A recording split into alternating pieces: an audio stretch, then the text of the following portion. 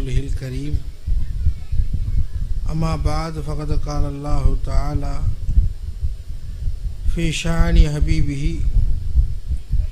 إن الله وملائكته يصلون على النبي يا أيها الذين آمنوا صلوا عليه وسلموا تسليما اللهم صل على سيدنا محمد وعلى آل سيدنا محمد وبارك وسلم عليه. பெரியோர்களே, தாய்மார்களே, குறிப்பாக மதனி ஷா கிபிலா அவர்களே, பட்டம் பெறும் மாணவிகளே, மாணவர்களே, நம் அனைவர்களின் மீதும் அல்லாஹுடைய சகீனத் என்ற அமைதி இறங்கட்டுமா. நமக்கு முன்னால் பேசிய மகான்கள் இந்த பெண்கள் மதரசா ஏன், எப்படி மனித இனமாகிய நாம் வாழ வேண்டும், எப்படி வாழ்ந்தால் நம்முடைய வாழ்க்கை மனமாக ஆகும் என்பதை தெளிவுபடுத்தினார்கள்.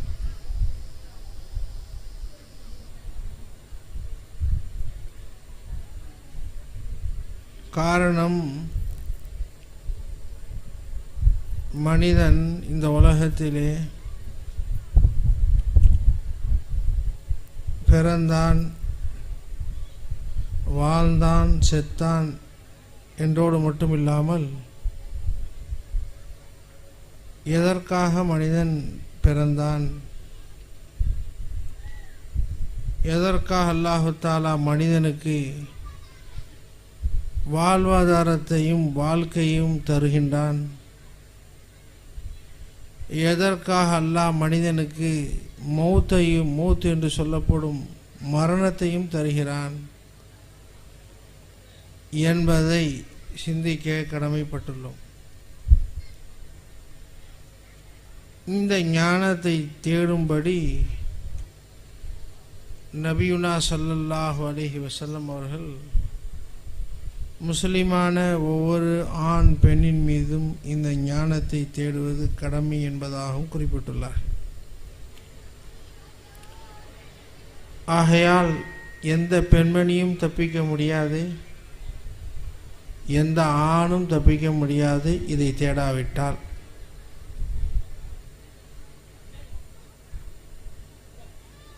வலோ பிஸ்ஸீன் என்பதாக அந்த ஹதீஸிலே சொல்வார்கள். வலோ பிஸ்ஸீன் என்று சொன்னால் வலோ குந்த பிஸ்ஸீன் என்பதாக சொல்வார்கள். நீ சீனாவில் இருந்தாலும் சைனாவில் இருந்தாலும் அதை தேடியா. அவனா என்ன, நீ வெளிநாட்டில் ஏறி, சவுதியில் ஏறி, துபாயில் ஏறி, சிங்கப்பூரில் ஏறி, மலேசியாவில் ஏறி, எங்கே இருந்தாலும் தெரியும் என்பதாக நமக்கு நபியவர்கள் ஞாபகப்படுத்துகிறார்கள். இதை நாம் தேடாமல் பெறாமல் இந்த உலகத்தை விட்டும் பிரிந்துவிட்டால் நாம் மிருகத்தை விட கேடு கட்டவர்கள். ஆகவே தான் அல்லாஹ் ரப்பல் ஜலால் கியாமத்துடைய கடைசி காலத்திலே தாபத்துல் அர்ல் என்பதாக சொல்லப்படும் பிரமாண்டமான ஒரு மிருகத்தை வைத்து அல்லாஹ் துகல்லிமுஹும் பேச வைப்பான், நமக்கு உபதேசம் செய்ய வைப்பான். இப்போ ஆலிம்ஷாக்கள் பயான் செய்கிறாங்க, ஹஜ்ரத்துமார்கள் பயான் செய்கிறாங்க, ஷேഖமார்கள் பயான் செய்கிறாங்க. அப்போ இதை எங்கள் பேச்செல்லாம் கேட்காத மனிதர்களுக்கு மிருகத்தை வச்சு அல்லாஹ் பேச வைப்பான், மிருகத்தை வச்சு உபதேசம் செய்ய வைப்பான் அல்லாஹ். அப்போ மிருகம் நமக்கு உபதேசம் செய்யக்கூடிய அளவுக்கு நாம் ஆளாக்கப்பட்டால் மிருகத்தை விட கேடு கெட்டவர்கள் தானே நாமோ. ஆகவே எப்படி வாழ்வது, ஏன் பிறந்தோம், ஏன் இந்த வாழ்க்கை, ஏன் நமக்கு வரக்கூடிய மரணம் என்பதை புரிய வேண்டும். பொதுவாக உலகத்திலே ஆதம் அலைஹிஸ்ஸலாம் தொடுத்து இதுவரையிலும் எத்தனையோ ஞானங்கள் பேசப்பட்டு கொண்டே இருக்கிறது. கியாமத் வரையிலும் பேசப்படும். ஆலிம்கள் மூத்தா போனாலும் இந்த இல்மு மூத்தா போகாது. ஷேகுமார்கள் மூத்தா போனாலும் இந்த ஞானங்கள் மூத்தாகாது. பல நிஸ்பத்துகளை வச்சு அல்லாஹ் தஆலா பேசிக்கிட்டே இருப்பான். இந்த இடத்துல வந்து உட்காந்தோன்னு ஒரு பயம் வந்துச்சு. தாதா சர்க்கார் ரஹ்மத்துல்லாஹி அலைஹி உட்காந்த இடம், ஃபைசி நாயகம் உட்கார்ந்த இடம், மக்களை ஷுஹூது செய்த இடம், அதே போல் எங்கள் பாபா எஜமான் உட்கார்ந்த இடம், பெரும் பெரும் மகான்கள் எல்லாம் உட்கார்ந்த இடம்.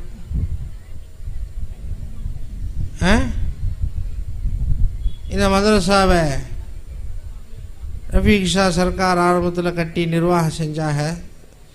சர்க்காருடைய ஃபைதி நாயகத்துடைய உத்தரவுக்கு இணங்க செஞ்சாக. அவங்க சொல்லுவாங்க, மதரசா நடத்துறது இருக்குது சாதாரணப்பட்ட விஷயம் கிடையாது. மிஸ்கீனை கொண்டு அல்லாஹ் ஒரு மதரசாவை அல்லாஹ் நடத்துகிறான். அப்போ சொல்ல போகும்போது சொன்னாங்க, இது சாதாரண விஷயம் நினச்சிக்கிட்டு ஆரம்பிக்க போகிறாங்களா அப்படின்னு சொன்னாங்க சிரிச்சுக்கிட்டே. அதுக்கு தான் துவாவை காண்டி வந்தேன் அப்படின்னு சொன்னேன். அப்போ மகான்களை கொண்டு அவங்க நடத்தினாங்க, மகான்களை கொண்டு மதரசாவை நடத்தினாங்க. அதே போல் மதரசாவுக்கு பெரும் பெரும் மகான்கள் இந்த ஊருக்கு கால் எடுத்து வச்சாங்க. ஆகவே சுருக்கமாக சொல்லப்போனால் இந்த ஊர் வலிமார்கள் வாழ்ந்த ஊர், வாழ்ந்து கொண்டு இருக்கின்ற ஊர். ஆல்பர்ட் சர்க்கார் எஜமா இந்த இடத்துல உட்காந்து தான் பயான் பட்டமளிப்புலால் சொன்னாங்க. ஹதீஸில் வருது, ஒரு ஊர் வழியாக ஒரு ஆலிம் ஷா கிராஸானா 40 நாள் கபருடைய அசாபை அல்லாஹ் நிப்பாட்டிடுவானா. இந்த மதரசா இங்கேயே இருக்கே, எத்தனை நாளைக்கு அல்லாஹ் நிப்பாட்டுவான், கபருடைய அசாபே இருக்காது இந்த ஊர் மக்களுக்கு என்பதாக சொன்னாங்க, சுப செய்தி சொன்னாங்க. ஆகவே அப்போ நாதாக்கள் வாழ்ந்த ஊர். இந்த ஞானங்கள் இருக்குதே, இதை மனிதன் பெறாத வரையிலும் இந்த உலகத்தை விட்டும் பிரிஞ்சா அவன் மிருகத்தை விட கேடு கட்டவன். ஏன், என்ன காரணம்? இது தெரிஞ்சாதாங்க எப்படி வாழ்க்கை செய்யலாம், எப்படி மரணிக்கலாம், எப்படி பிறக்கலாம் என்பதை புரிஞ்சிக்கலாம். இப்போ எத்தனையோ தாய்மார்கள் இருக்கிறாங்க, புருஷன்மார்களும் இருக்கிறாங்க. அவங்கவுங்களுக்கும் அல்லாஹ் குழந்தை பாக்கியத்தை அல்லாஹ் தந்திருக்கிறான். குழந்தை பிறக்கும் போது எப்படி பிறக்குன்னு என்ன சொல்கிறாங்க ரசூலுல்லாஹ் ஸல்லல்லாஹு அலைஹி வஸல்லம். குழந்தை பிறக்கும் போதே எப்படி பிறக்குன்னு, அந்த குழந்தை எப்படி வாழ்னு, அந்த குழந்தை எப்படி மரணிக்கணும், இந்த 3ஐயும் குர்ஆன் ஹதீஸ் நமக்கு சொல்லி காட்டிடுச்சு. அதனால் நம்ம இஷ்டத்துக்கும் பெக்க முடியாது, நம்ம இஷ்டத்துக்கும் வளர்க்க முடியாது, நம்ம இஷ்டத்துக்கும் மூத்தாகவும் முடியாது, சாகவும் முடியாது. உதாரணமாக ஒன்று சொல்கிறோம் பார்த்தாங்களா, அல்லாஹ் சொல்கிறான், வலா தமூதுன்ன இல்லா வஅன்தும் முஸ்லிமூன், முஸ்லிமாகவே தவிர மரணிக்காதீர்கள் அல்லாஹ் சொல்கிறாங்க. அதே போல் பிறக்கும் பொழுது எப்படி பிறக்குன்னு அந்த நிலையை பற்றி அல்லாஹ் சொல்லும் போது சொல்கிறான், குல்லு மௌலூதின் யூலது அலா ஃபித்ரத்தில் இஸ்லாம், இஸ்லாத்துடைய சுவாபத்தில் ஒவ்வொரு குழந்தையும் பிறக்கின்றது. அப்போ பிறப்பதும் இஸ்லாத்தில், மரிப்பதும் இஸ்லாத்தில், வாழ்வது இஸ்லாத்தில் தான் வாழ வேண்டும். எப்படி வாழ்வது? வதவஃபனி முஸ்லிமா வஅல்ஹிக்னி பிஸ்ஸாலிஹீன். அல்லாஹ் தனது திருமறையிலே சொல்லும் பொழுது வலக்கது மக்கன்னாக்கும் ஃபில் அர்லி வஜஅல்னா லக்கும் மாயிஷ கலீலம்மா தஷ்குருன். நீங்களாம் வீடு கட்டி வாழ்றேன்னு நினச்சிக்காது. நான் போய் சம்பாரித்தேன், வீடு கட்டினேன், வந்து வசிக்கிறேன்னு நினைக்காது. இடம் கொடுத்தது நாங்கிறான் அல்ல. உங்களுக்கு இடம் கொடுத்தது நான். அப்போ நீங்களாம் வந்தார் குடிகள். அப்போ இடம் கொடுத்தா எல்லாம் வச்சிருக்கிறான். அதை சொல்லிட்டு சொல்கிறான் வஜஅல்னா லக்கும் மாயிஷ. எனக்கு ரொம்பவும் நன்றி செலுத்துரு, கம்மியாக நன்றி செலுத்துருங்க நீங்களாம், குறை சொல்கிறான். அப்போ வாழ்க்கை அல்லாஹ் நமக்கு தருவதே சுக்ரியா செய்வதற்காக, நன்றி செலுத்துவதற்காக. இப்போ நன்றி நன்றி என்று சொன்னால் என்னங்க, பெரும் மாளிகையை கட்டிட்டு ஹாசா மின் ஃபத்லி ரப்பி எழுதிட்டு போயிடுறான். ஹாசா மின் ஃபத்லி ரப்பி அல்லது மாஷா எல்லாம் எழுதிட்டு போயிடுறான்.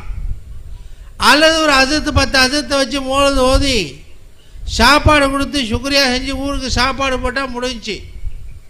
இதான் சுக்ரியான்னு நினைக்கிறான். அல்லாஹ் செய்கிற நியாமத்துக்கு சுக்ரியா எப்படிங்க செய்யணும்? நாமும் நம்மை சுற்றி உள்ள நியாமத்தாலும் அல்லாஹுக்கு கட்டுப்பட்டு நடக்கும். ஒரு ஹதீஸில் நபி அவர்கள் சொல்கிறாங்க, யாக்கூப் அலைஹிஸ்ஸலாத்துடைய சரித்திரத்தை சொல்கிறாங்க. யாக்கூப் அலைஹிஸ்ஸலாம் அவங்களுக்கு பல பிள்ளைகள், அவங்களுக்கு பிரியமான பிள்ளை யூசுப் அலைஹிஸ்ஸலாம், அழகான பிள்ளை. அல்லாஹ் தஆலா உலகத்தில் எல்லா மக்களுக்கும் எல்லா பெண்களுக்கும் கொடுத்த அழகின் பாதியை யூசுப் அலைஹிஸ்ஸலாத்துக்கு அல்லாஹ் தந்தான் என்பதாக ஹதீஸிலே வருது. அப்போ அந்த யூசுப் நபியை அவங்க மக்கள் அவங்களுடைய சகோதரர்கள் சேர்ந்து காண அடிச்சிட்டாங்க, கிணத்துல போய் போட்டாங்க பொறாமையின் அது விதத்திலே. அப்போ வியாபார கூட்டம் வந்து தூக்கிட்டு போய் மிஸ்ர் தேசத்துக்கு தூக்கிட்டு போய் வச்சு வளர்த்து அரச தர்பாரில் போய் அமர்ந்துட்டாங்க, அரசராகிட்டாங்க யூசுப் அலைஹிஸ்ஸலாம். நான் நல்லா இருக்கிறேன் என்ற செய்தியை பாவாவுக்கு அனுப்புகிறாங்க ஒரு ஆளை விட்டு. குர்ஆன் சொல்லக்கூடிய சரித்திரங்க, கதை சொல்கிற செஞ்சுனாருங்க. பாவாவுக்கு அனுப்புகிறாங்க, நல்லா இருக்கிறேன் போய் சொல். வந்து சொல்கிறாங்க, வலம்மா அன்ஜா அல் பஷீர், சுபஜேதி சொல்றவர் வர்றார், உங்கள் மகன் நல்லா இருக்கிறார். வந்தவனே யாக்கூப் அலைஹிஸ்ஸலாம் என்ன கேட்டாங்க தெரியுங்களா? ஓ சுபஜேதி சொன்ன மனிதரே, என் மகனை அல ஐயீதீனின் தரக்தஹு, எந்த மார்க்கத்தில் அவரை விட்டு விட்டு வந்தீர்கள் கேட்குறாங்க பாரு. நாம் என்ன கேட்போம்? ரூம் ஃப்ரீயாக இருக்கா, அவருக்கு பெருசாக இருக்கா, ஏசி இருக்கா, தலைவாணி பாய் இருக்கா, கட்டல் இருக்கா, நல்லபடியாக இருக்காரா, இதான் கேட்போம். யாக்கூப் அலைஹிஸ்ஸலாம் தான் மகனை எப்படி கேட்குறாங்க பாரு. மகனை பற்றி எப்படி கேட்குறாங்க? அலா ஐயுதீனின் தரக்தஹு, எந்த மார்க்கத்தில் விட்டு விட்டு வந்தீர்கள்? அவர் பதில் சொன்னார், யாக்கூப் அலைஹிஸ்ஸலாம் அவர்களே, உங்கள் மார்க்கத்தில் தான். உங்களுடைய தகப்பனார் இஸ்ஹாக், அவங்களுடைய தகப்பனார் இப்ராஹிம், இவங்க மார்க்கத்தில் தான் இருக்கிறாங்க, மார்க்கத்தை விட்டும் பெறலை. சொன்னவனே என்ன சொன்னாங்க தெரியுங்களா? அல்-ஆன் தம்மத்தின் நியாமத்து அலா யாக்கூப அலா ஆலி, தான் அல்லாஹ் செய்த உபகாரங்கள் சம்பூர்ணமானது யாக்கூப் அலைஹிஸ்ஸலாத்தின் மீதும் யாக்கூபுடைய குடும்பத்தார்கள் மீதும். அப்போ எதை நியாமத்தை நினைக்கிறாங்க? தான் புள்ள தீன்தாரியாக வாழ். அது தீன்தாரியா வாழல, நீ எவ்வளோ காசு வச்சுக்க, நீ எவ்வளோ அழக வச்சுக்க, நீ எவ்வளோ நகையை வச்சுக்க, நீ எவ்வளோ பதவியை வச்சுக்க, நீ எவ்வளோ தெம்ப வச்சுக்க, அல்லாஹ் மண்ணள்ளி போட்டுருவான். எல்லாத்தையும் அல்லாஹ் மண்ணள்ளி போட்டுருவான். ஆகவே தாய்மார்கள் சுதாரித்து கொள்ள வேண்டும், பெரியோர்கள் சுதாரித்து கொள்ள வேண்டும். தன் பிள்ளைகளை எப்படி வளர்ப்பது, அதில் கவனம் செலுத்த வேண்டும். செலுத்தி மார்க்கத்தை உள்ளத்திலே புகுத்த வேண்டும். சும்மா அதையும் இதையும் வாங்கி கொடுத்து சுபரிஷா கபிலா மத்தல்லா ஹிஸ்ஸல்லஹு அவ சொன்னா பார்த்தங்களா? புகாரி ஷரீஃப் தமிழாக்கம் படித்தேன், சர்க்கார் படிக்கக்கூடாதுன்ட்டாங்க, ஹதீஸை கற்று தெரிந்த மகான்களுடைய வாயிலிருந்து கேட்டதை சொல்லுண்டாங்க. சொல்கிறோம் நம்ம பிள்ளைக்கு, அவனுக்கு புக்கை வாங்கி கொடுக்குறோம். இதான் போன நூற்றாண்டில் இருந்துச்சா? போன நூற்றாண்டில் தமிழாக்க இல்லைங்க. போன நூற்றாண்டு முஸ்லீம் ஷரீஃப் தமிழாக்க இல்லை, திருமதி தமிழாக்க இல்லை. எல்லாம் வந்த பிறகு எல்லாம் மார்க்கம் பேச ஆரம்பிச்சிட்டாங்க. எல்லாம் மார்க்கம் பேச ஆரம்பிச்சிட்டாங்க. உண்மை மறைந்து கொண்டே வருகிறது. ஹத்தாக்க தாய்மார்களும் மார்க்கத்தை விட்டு பிறண்டு கொண்டிருக்கிறார்கள். மார்க்கத்தை விட்டு பிறண்டு கொண்டிருக்கின்றார்கள். இப்னு மஸ்ஊத் ரலியல்லாஹு அன்ஹு சஹாபிய ரசூல் அவர்கள் மூலமாகத்தான் நமக்கு மார்க்க ஞானங்கள்.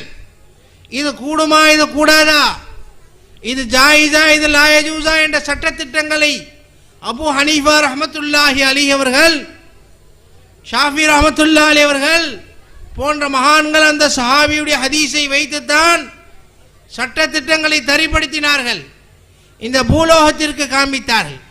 அத்தகைய மகான் இப்னு மஸ்ஊத் ரலியல்லாஹு அன்ஹு சொல்லுகின்றார்கள், நீ ஒரு டாயா குடிக்கிற, கோலையில் தண்ணி ஊற்றி தண்ணி குடிக்கிற, தண்ணி குடிக்கும் போது என்ன பார்ப்ப, தண்ணியை பார்ப்பியா இல்லையா, டம்ளரை பார்ப்பியா இல்லையா, டம்ளர் சுத்தமாக இருக்கா இல்லையா, நீ குடிக்கிற கோலை சுத்தமாக இருக்கா இல்லையா, பார்த்து தானே குடிப்ப. அதே போல இந்த இஸ்லாம் என்ற மார்க்கம் யார் மூலமா வருது என்பதை பார்த்து வாங்கிக்க. காஃபிர் மூலமாக வரும், முஷ்ரிக் மூலமாக வரும், முர்தத் மூலமாக வரும், அயோக்கியன் மூலமாக வரும். வாங்கின உன் சமுதாயம் அழிஞ்சு போயிடும். 7 தலைமுறை அல்லாஹு தாலா நல்ல இடத்துல கொண்டு போயிடுவான். அதனால ஒஷாரா வாங்கி இந்த தீன முஹம்மதி ஸல்லல்லாஹு அலைஹி வஸல்லம், இந்த மார்க்கம் சன்மார்க்கம் யார் மூலியமாக நீ பெறுகிறாய் என்பதை பார்த்து பெறு என்பதாக இப்னு மஸ்ஊத் ரலியல்லாஹு அன்ஹு குறிப்பிடுகிறார். ஆகவே குறை சொல்ல ஆசை இல்லை.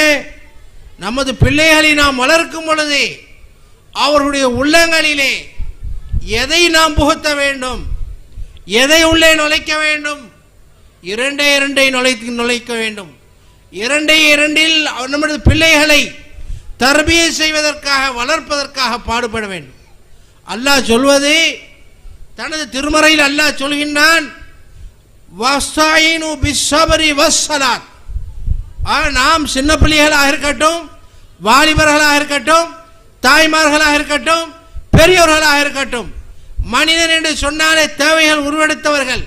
எவ்வளோ தேவை நமக்கு. நாம் ஹத்தல் மோத் வரையிலும் நமக்கு தேவை இருந்து கொண்டே இருக்கின்றது. இந்த தேவையை நாம் தத்தளிக்காமல் இருக்க வேண்டும் என்று சொன்னால், இந்த தேவை சுலபமாக கிடைக்க வேண்டும் என்று சொன்னால், இந்த தேவையிலே நாம் அலைமோதாமல் இருக்க வேண்டும் என்று சொன்னால், குர்ஆன் சொல்லக்கூடிய 2 முறை, ஒன்று தொழுகை, இன்னொன்று சபர். என்ன தொழுகை, என்ன சபர்? அல்லாஹ் சொல்கின்றானே, உதவி தேடு, தொழுகை கொண்டு உதவி தேடு. பேங்க் லோனை கொண்டு உதவி தேடு என்பதாக சொல்லவில்லை, தாப்பனை கொண்டு உதவி தேடு என்பதாக சொல்லவில்லை, மாமனை கொண்டு உதவி தேடு என்பதாக சொல்லவில்லை, உன் மச்சானை கொண்டு உதவி தேடு என்பதாக சொல்லவில்லை, மாச்சனை கொண்டு உதவி தேடு என்பதாக சொல்லவில்லை. அல்லாஹ் சொல்லக்கூடிய 2 வசு உதவி தேடுவதற்காக, ஒன்று தொழுகை, இரண்டாவது சபர். சபர் என்றால் என்ன, தொழுகை என்றால் என்ன? மௌரு அவுலாதக்கும் பிஸ்ஸலாத். நபி அவர்கள் சொல்கின்றார்களே, உன் குழந்தைக்கு தொழுகை கொண்டு ஏவு என்பதாக ஏவினோமா? என்ன தொழுகையை கற்றுக் கொடுத்தோம்? சஹாபாக்கள் தொழுத தொழுகையை கற்றுக் கொடுத்தோமா? நாம் தான் அந்த தொழுகை தொழுவே இல்லையே. ஹாஜா எஜமான் காதர் வலி கஞ்ச பக்ஷ் ரஹ்மத்துல்லாஹி அலைஹி அவர்கள் அவருடைய தொழுகையை 2 மணி நேரம் தொழுவார்கள் என்பதாக சொல்லப்படுகிறது. நம்முடைய தொழுகை எப்படி? இதனால் தான் நாம் வாழ்க்கையிலே தடுமாறுகின்றோம், வாழ்க்கையிலே தத்தளிக்கின்றோம். அதே போல் சபர் என்று சொன்னால் என்ன? சபர் என்று சொன்னாலே நீ நினைக்கக்கூடியது சபர் அல்ல. அழுகு வரும்போது அழுகாது என்பதாக சொல்வது, வலிக்கும் போது கத்தாது என்பதாக சொல்வது, கவலைப்படும் போது கவலைப்படாது என்பதாக சொல்வது சபர் அல்ல. சபர் என்று சொன்னால் குர்ஆன் சொல்கின்றது, சபர் என்று சொன்னாலே வஸ்வின் நஃப்ஸக மஅல்லதீன யதுஊன ரப்பஹும், உன் குழந்தையை நல்லடியாருடைய சமூகத்திலே விடு, அவனை அங்கேயே போடு, அவர்களுடைய காலடியிலே விடு. இது தான் சபர் என்பதாக நமக்கு குர்ஆன் சொல்கின்றது. போய் எடுத்து பார், குர்ஆனிலே எடுத்து பார். ஹதீஸை நீ லைவ் என்பதாக சொல்லலாம், இது மௌது என்பதாக ஹதீஸை நீ மறுக்கலாம், குர்ஆனை மறுக்க முடியாது. சபர் என்று சொன்னாலே உன் குழந்தையை நல்லடியாருடைய சமூகத்திலே அமுக்கி வைப்பது தான் சபர் என்பதாக குர்ஆன் சொல்கின்றது. வஸ்பிர் நஃப்ஸக, நபியே உங்களது நஃப்ஸை சபர் செய்யுங்கள், அடக்குங்கள். மஅல்லதீன யதுஊன ரப்பஹும் பில் கதாதி வல் அஷி, காலை மாலை அல்லாஹ்வை அழைத்து கொண்டு அல்லாஹ்வுடைய தியானத்தில் இருந்து கொண்டிருக்கின்றார்களே, அவருடைய சுஹபத்திலே இருங்கள், தோழமையிலே இருங்கள் என்பதை அல்லாஹ் சொல்கின்றானே. இதுதான் சபரே அஸீம், இதுதான் மகத்தான சபர். இந்த சபரை நம்முடைய குழந்தைகளுக்கு ஊட்ட வேண்டும். ஊட்டாத வரையிலும் நம்முடைய குழந்தை நமக்கு தருதலையாகத்தான் இருக்கும். மகான்களை எடுத்து பாருங்கள். ஹஜ்ரத் அவர்கள், சமதானி ஹஜ்ரத் அவர்கள் சொன்னார்கள், ஷாஃபி ரஹ்மத்துல்லாஹி அலைஹி கான ஷாஃபி மினல் அபுதால். ஷாஃபி ரஹ்மத்துல்லாஹி அலைஹி அவர்கள், இவர்கள் மஸ்ஹபை சென்றோர் என்பதாக சொல்ல முடியாது. மஸ்ஹபிலே இருக்க, இறை தியானத்திலே மூழ்கி இருக்க, அவர்கள் சூஃபியாக்களிலே இறை நேசர்களிலே உயர்ந்த அந்தஸ்தை பெற்றவர்கள், அபுதால்களில் கட்டப்பட்டவர்கள். கான ஷாஃபி மினல் அபுதால். அபுதால் என்று சொன்னால் என்ன? அசர் இங்கே தொழுதால் மகரிப் மக்காவிலே தொழுவார்கள், மகரிப் மக்காவிலே தொழுதால் இஷா பைத்துல் முகத்தஸிலே தொழுவார்கள். இடம் விட்டும் இடம் மாறுவதற்கு அல்லாஹ் அவர்களுக்கு தௌஃபீக் செய்வான். இங்கே இருப்பார்கள், அடுத்த வினாடி வெளிநாட்டிலே இருப்பார்கள். ஆகவே அத்தகைய மகான்களுக்கு அபுதால் என்பதாக சொல்லப்படும்.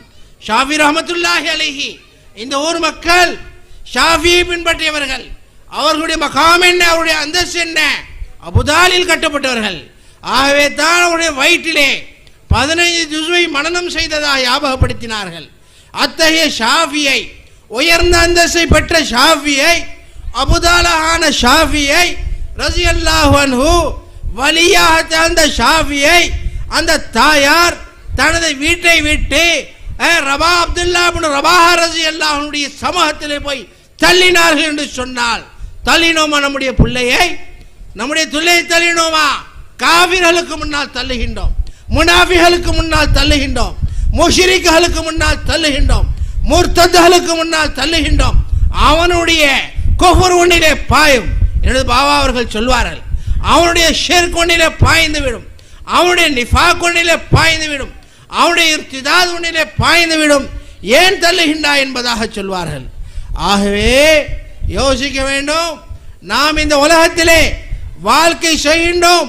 நமது வாழ்க்கை சுபிட்சமாக, தடுமாறாமல், திகைக்காமல் நம்முடைய வாழ்க்கை செல்ல வேண்டும் என்று சொன்னால், சுலபமாக செல்ல வேண்டும் என்று சொன்னால், வாழ்க்கையில் இரண்டை பட்டி பிடித்துக் கொள்ளுங்கள். ஒன்று தொழுகை, மற்றொன்று நல்லடியாருடைய தோழமை என்பதாக அல்லாஹ் குர்ஆனிலே சொல்கின்றான். என்ன தொழுகை என்று சொன்னால் என்ன? எப்படி தொழுவது? யாருக்கு முன்னால் கை கட்டுவது? யாருக்கு முன்னால் குனிவது? யாருக்கு முன்னால் அமர்வது? யாரை பார்த்து சலாம் கொடுப்பது? யாரை பார்த்து இங்கே சலாம் கொடுப்பது? யோசிக்க வேண்டும்.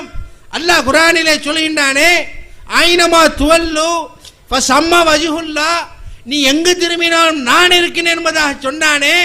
அத்தகைய அல்லாஹ்வை மேற்கு திசையிலே அவனை கட்டி போடுவது இஸ்லாமிய சமுதாயத்திற்கு, முஸ்லிம்களாகிய நமக்கு நியாயமா? அல்லாஹ்வை கட்டி போட முடியுமா? அல்லாஹ்வை கட்டி போட முடியாது. உங்களை கட்டி போட்டு பாருங்கள், உங்களது பிள்ளையை கட்டி போட்டு பாருங்கள், ஒரு நிமிடம் சும்மா இருக்காது. உங்களை கட்டி போட்டு பாருங்கள், ரூமிலே உங்களால் ஒரு நாள் உங்களால் சும்மா தனியாக இருக்க முடியாது, ஒரே திசையில் இருக்க முடியாது. நம்மால் பல திசையில் இருக்க முடியாது. அல்லாஹ் 6 திசையிலும் இருக்கிறான். வலதுபுறம், இடதுபுறம், முன்புறம், பின்புறம், மேல் கீழ் இருக்கின்றான். அந்த அல்லாஹ்வை கிப்லாவை முன்னோக்கி கட்டி போடுகின்றோமே, இது நியாயமா? நபி ஏன் அந்த திசையை முன்னோக்கினார்கள்? ஏன் முன்னோக்க வேண்டும்? கல்லை பார்த்து முன்னோக்குவதற்காகவா? நமக்கும் காவிருக்கும் சம்பந்தம் இல்லை. கல்லை பார்த்து நாம் முன்னோக்கவா? இபாதத் செய்யவா? சமமில்லை, சமமில்லாஹ் ஆகிவிடுவோம். எதற்காக நபிகள் செய்தார்கள்? ஏன் அந்த கல்லை முன்னோக்க சொன்னார்கள்? அந்த கல்லிலே என்ன இருக்கிறது? அந்த கல்லிலே என்ன இருக்கிறது, அந்த திரையிலே என்ன இருக்கிறது? காபாவிலே திரை மாற்றுகின்றார்கள். ஜுல்ஹஜ் பிறை 10 குலாஃப் என்று சொல்லப்படும் காபாவுடைய திரையை பல கோடி சலுகைகள் செய்து மாற்றுகின்றார்கள். ஏன் மாற்றுகின்றார்கள் என்று தெரிந்தால், ஏன் மாற்றுகிறார்கள்? நம்முடைய ஈமானை காப்பாற்றுவதற்காக. அதை நீ கல்லாக பார்த்து விடாதே. கல்லாக பார்த்து நீ உமரா செய்ய வந்தால் நீ உமராவுடைய உமரா லானத்துக்குரியதாகும். கல்லாக பார்த்து ஹஜ் செய்ய வந்தால் உன் ஹஜ் கைர மக்பூல் ஆகிவிடும், வேஸ்ட் ஆகிவிடும். உன்னுடைய ஈமானை காப்பாற்றுவதற்காக அல்லாஹ் நல்லடியார்களை வைத்து அந்த திரை அல்லாஹு தஆலா போட்டு உன் பார்வையை அல்லாஹ் மறைக்கின்றான். ஆகவே யோசிக்க வேண்டும், தொழுகை எப்படி தொழுவது, நமது குழந்தை எப்படி தொழுகையிலே சாய்ப்பது, யாருக்கு முன்னால் தலையை சாய்ப்பது, எதற்காக? அல்லாஹ் ரப்பல் ஜலால் மகான்கள் சொன்னதை போல ஒவ்வொரு வஸ்துவிலும் அல்லாஹ் இருக்கிறான். ஒன்னிலும் இருக்கிறான், எண்ணிலும் இருக்கின்றான். யார் யாருக்கு குனிவது, யார் யாரை பார்த்து சாய்வது, இது விளங்கினால் வாழ்க்கை நமக்கு இன்பமாக டேஸ்டாக ஆகிவிடும். நபியவர்கள் சொல்லுகின்றார்கள், வஜத ஹலாவத்தல் ஈமான், ஈமானுடைய இனிப்பை மனிதன் பெற்றுக்கொள்வான் என்பதாக நபியவர்கள் சொல்கின்றார்களே, அந்த இனிப்பை நாம் பெற்றுக்கொள்ளலாம். இல்லாவிட்டால் வாழ்க்கை வேஸ்டாக ஹராபாக நாம் இந்த பூலோகத்திலே இந்த பூமிக்கு வயிற்று கொடுக்கக்கூடியவர்களாக, இந்த பூமிக்கு கஷ்டம் கொடுக்கக்கூடியவர்களாகத்தான் இந்த பூலோகத்திலே நாம் சுற்றி திரிவோமை தவிர இந்த பூமிக்கு சந்தோஷம் ஊட்டக்கூடியவர்களாக நாம் திரியவே முடியாது. யோசிக்க வேண்டும். பூமி பேசுகின்றது, ஒவ்வொரு நாளும் பேசுகின்றது. மனிதா ஆனால் யோமுன் ஜதீதுன், நான் புதிய நாள் ஒவ்வொரு நாளும். பூமி பேசுகின்றது, மனிதா அல்லாஹுக்கு மாறு செய்து என் மேல் நடப்பதற்கு ஒன்னே உனக்கு என்ன தைரியம், அல்லாஹ்வை அதிருப்திப்படுத்தி என்னை அனுபவிப்பதற்கு உனக்கு என்ன தைரியம், வா எனக்கு உள்ளே பார்த்து கொள்கின்றேன். ஒரு நாள் உன்னை நெருக்குவேன், உனது வலா எலும்புகள் எல்லாம் உடையக்கூடிய அளவுக்கு நான் நெருக்குவேன் என்பதாக பூமி நம்மை அதட்டுகின்றது என்று சொன்னால், ஒவ்வொரு வஸ்துவும் அல்லாஹுடைய கப்சாவிலே அல்லாஹுடைய பிடியிலே இருக்கின்றது. இதை மனிதன் உணர்ந்தால் சதா ஒவ்வொரு வஸ்துவுக்கு முன்னாலும் ஒவ்வொரு வஸ்துவுடன் இருக்கக்கூடிய அல்லாஹுக்கு முன்னால் நம்முடைய தலையை சாய்ப்போம், நமது உள்ளத்தை சாய்ப்போம்.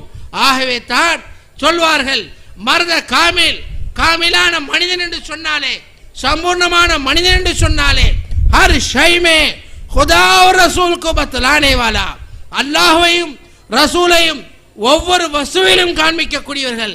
தெரிந்ததா? மைக்கில் அல்லாஹ் தெரிந்ததா? மஸ்ஜிதில் மட்டும் அல்லாவா? மெஹராபில் மட்டும் அல்லாவா? குரானில் மட்டும் அல்லாவா? கிதாபில் மட்டும் அல்லாவா? இல்லை இல்லை இல்லை. குரான் சொல்லக்கூடிய அல்லாஹ் எங்கே? ஹதீஸ் சொல்லக்கூடிய அல்லாஹ் எங்கே? நபி அவர்கள் சொல்லுகின்றார்கள், நேற்றைய தினம் திருமண சபையிலே பேசினேன், அல்லாஹ்வை நீ தூரமாக விளங்கினாய், இனி தூரமாக விளங்காதே. வத்தகுல்லாஹ ஃபின் நிஸா, நீ எந்த மனைவியை கட்டி முத்தம் கொடுக்கின்றாயோ, எந்த மனைவியுடைய வாயிலே ஊட்டுகின்றாயோ, அந்த மனைவியிலே நான் இருக்கின்றேன், நீ தக்வா செய்.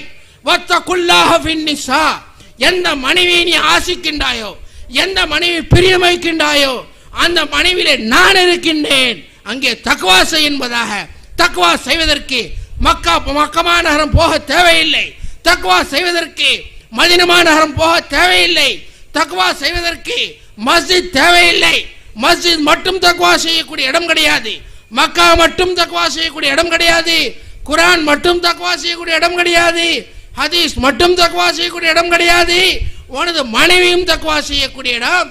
உன்னுடைய வீட்டிலே வளர்க்கக்கூடிய ஆடு மாடுகள் மிருகங்களும் தக்வா செய்யக்கூடிய இடம். வத்தகுல்லாஹ ஃபில் பஹாயிம், மிருகங்கள் விஷயத்தில் அல்லாஹ்வை தக்வா செய் என்பதாக அல்லாஹ் ஞாபகப்படுத்துகின்றான் என்று சொன்னால் யோசிக்க வேண்டும். நாம் என்னவோ அல்லாஹ் நாம் பிள்ளைகளை பெற்று விட்டதை போல அல்லாஹ் நம்மை படைத்து விட்டு விட்டான், நமது இஷ்டத்திற்கு வாழ்ந்து விடலாம் என்பதாக நினைத்துக் கொள்கிறோம். நம்முடைய சிந்தனைகளை மாற்றிக்கொள்ள வேண்டும். அல்லாஹ் கூட இருந்து கண்காணித்துக் கொண்டிருக்கின்றான். அதனால் அவனை சந்தோஷப்படுத்துவதற்காக முயற்சி செய்ய வேண்டும். நம்முடைய பிள்ளைகளை இந்த உலக சுகபோகங்களில் மட்டும் மூழ்க வைக்காமல் ஆகிரத்துறை சுகபோகங்களிலும் அவர்களை சுவைக்க வைக்க வேண்டும். மாடில் முஃப்லிசு யார் ரசூல் அல்லாஹ், எனது பிள்ளை 2 மாடி கட்டினான், எனது பிள்ளைக்கு 3 கோடிக்கு சொத்து இருக்கிறது, தாய் தகப்பனுடைய மனசு குதூகலமாகின்றது. இது அல்ல சந்தோஷம், இது அல்ல சந்தோஷம். முஃப்லிஸ் என்றால் யார் என்பதாக நபியவர்களும் சஹாபாக்கள் கேட்கும் பொழுது நபியுனா ஸல்லல்லாஹு அலைஹி வஸல்லம் சொன்னார்கள், இங்கே கோடிக்கணக்கிலே சொத்துக்கு அதிபதியாக இருப்பான், கபரிலே வந்து பிச்சை எடுப்பான், யாராவது எனக்கு ஓதி அனுப்ப மாட்டார்களா, யாராவது எனக்கு உணவு ஊட்ட மாட்டார்களா, பிச்சை எடுத்து கொண்டிருப்பான் என்பதாக நபியவர்கள் குறிப்பிடுகின்றார்கள். அதே போல் நமது பிள்ளைகளை இங்கே செல்வந்தர்களாக வாழ வைத்து கபரிலே பிச்சை எடுக்கக்கூடிய பிள்ளைகளாக நாம் பார்க்க ஆசைப்படுவோமா? எவ்வாறு ஆசைப்பட மாட்டோமோ அதற்காக முயற்சி செய்ய வேண்டும். அவருடைய உள்ளத்திலே தீனை நுழைப்பதற்கு, அவருடைய சரீரத்திலே தீனை நுழைப்பதற்கு, அவருடைய ரூஹிலே ஆத்மாவிலே தீனை நுழைப்பதற்கு நாம் முயற்சி செய்ய வேண்டும். இல்லாவிட்டால் அல்லாஹ் ரசூலுடைய சமூகத்திலே குற்றவாளிகளாக கருதப்படுவோம் என்பதாக நமக்கு ஞாபகப்படுத்துவார்கள். குறிப்பாக நமக்கு மகான்கள் சொல்வார்கள், நாம் பெரியோர்களாகிய நாம் நமது பிள்ளைகளை வளர்க்கும் பொழுது பிள்ளைகளிலே ஒரு கெட்ட குணம், ஒரு கெட்ட செயல், ஒரு கெட்ட பார்வை வெளியாகின்றது என்று சொன்னால் நம்முடைய அசராத், நம்முடைய பிரதிபலிப்பு, நாம் தவறாக நடந்து கொண்டோம், நம்முடைய தவறுகள் தான் குழந்தையிலே தெரிகிறது என்பதாக சொல்வார்கள்.